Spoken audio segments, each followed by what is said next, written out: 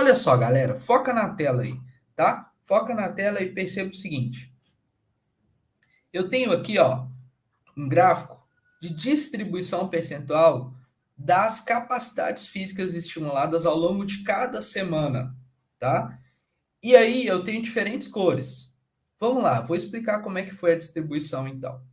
Da semana 3 ficou 50% de sessões voltadas para treinamento aeróbico contínuo e 50% de sessões voltadas para resistência de força. Quando a gente foi da semana 4 a 7, a gente entrou num bloco. Então, vocês vão perceber que é uma mescla, eu gosto de fazer isso no meu dia a dia, entre um pouquinho do modelo tradicional de Matveev com um pouquinho do modelo em blocos.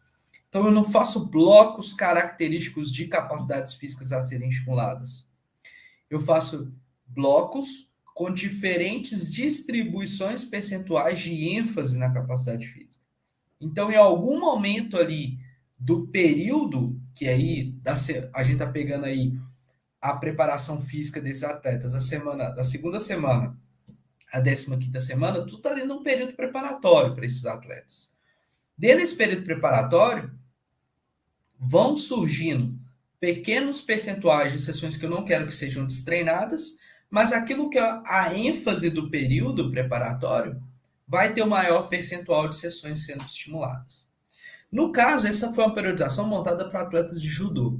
E por ser atletas de judô em um período preparatório, a gente tende a dar ênfase para aquilo que é importante, que é uma capacidade física nível 2, mas que não determina a modalidade. Tá? Ela predomina, ela auxilia, mas ela não determina. Nesse caso, vocês vão perceber que a maioria das sessões a gente teve um maior percentual de sessões desse azul claro aqui, ó, que está aparecendo aí na tela para vocês. E esse azul claro são treinos voltados para força máxima. Então, como é que eu distribuí isso? Fui lá, vi o que era uma capacidade nível 2 ali, que era importante de ser estimulada, mas que não é a ênfase.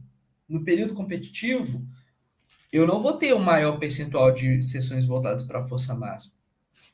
Eu vou dar ênfase no período competitivo para capacidades que determinam a vitória, o sucesso esportivo. Nesse caso, é a potência muscular. Então, no período competitivo, eu vou ter mais sessões de ênfase na potência muscular. E por que você não está treinando potência agora com ênfase, Bruno, e sim força máxima?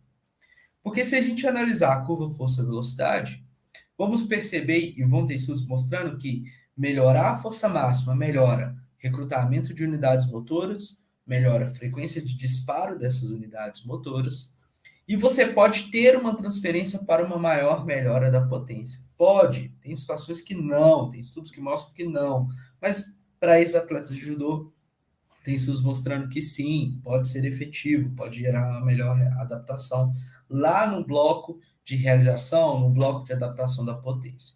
Então, a ideia nesse período preparatório era, vamos dar maiores ênfases em força máxima, porque lá no período competitivo a ênfase vai ser maior em potência. Beleza? Então, essa foi a ideia. Então, o maior percentual durante essas 15 semanas de treino foi para a força máxima. Tá? Só que o judoca não precisa só de força. O atleta de judô não precisa só de força. Hoje eu estou usando o exemplo do judô, mas eu gostaria que, se você é de outra modalidade, que você transfira para sua outra modalidade. Porque na mentoria a gente tem aluno de futsal, a gente tem preparador físico de voleibol, a gente tem preparador físico de basquetebol. Então, transfira para sua modalidade. Como é que você pode transferir isso? Entendendo quais são as capacidades importantes da sua modalidade, como é que você pode distribuir isso ao longo do tempo, tá? Então, nesse caso, para essa equipe de judô, a gente deu ênfase para força. Então, maior percentual. Só que o judoca não precisa só de força. Ele precisa. O que é determinante? Potência. Mas o que predomina numa luta? VO2 alto, potência aeróbica alta. Todo atleta de judô precisa de VO2 alto. Então, precisa de treinos que preparem ele para ele ficar no nível de VO2 elevado para suportar cargas elevadas e um período competitivo elevado. Então percebam que foi surgindo aqui, ó, esse verdinho claro, que é esse aeróbico intervalado, para gerar essa adaptação no VO2, tá bom?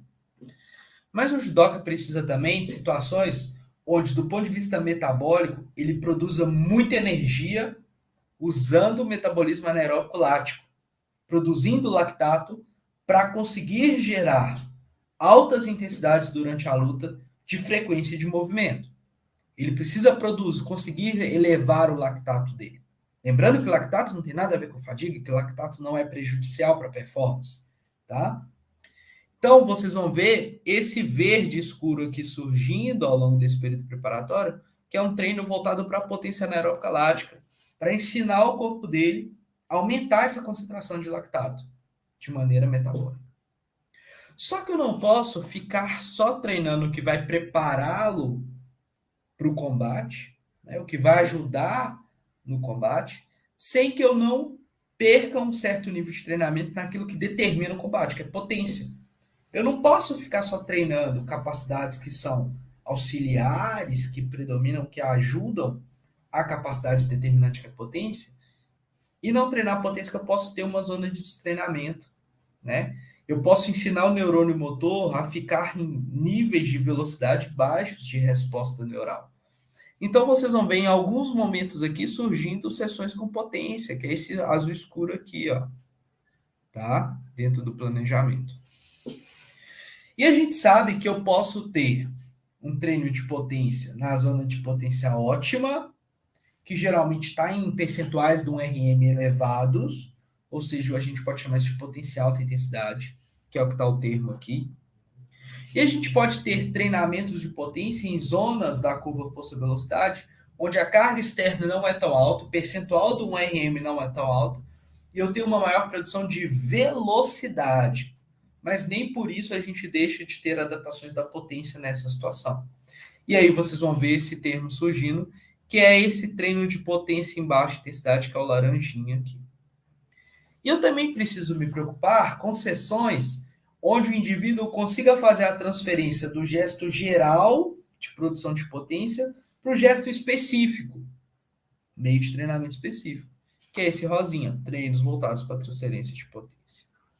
Então percebam que dentro de 15 semanas de treino, eu passei por diversas capacidades que são necessárias para o desempenho alto nível de um judoca, mas eu não perdi o foco de que a prioridade nesse ponto, no período preparatório, essas 15 semanas iniciais, era aquilo que não é o determinante do sucesso esportivo, mas que vai ajudar a treinar aquela capacidade que é determinante. Nesse caso, para o judoca, a potência. Então, a força vai ajudar a ele alcançar maior potência? Vai. Ele produzir mais lactato vai ajudar ele a alcançar maior potência? Vai. Ele ter o maior VO2 vai ajudar ele a suportar mais esforços repetidos durante a luta de potência? Vai. Então tem que ter treino para VO2 aqui. É importante que ele transfira essa potência do gesto geral para o gesto específico? Sim, então tem treino de transferência de potência. Então aqui você tem, dentro desse período preparatório, por isso que eu falo que eu misturo um pouquinho o Matveev com blocos, você tem um bloco bem característico aqui, onde a gente ficou dando ênfase em aeróbico intervalado com força.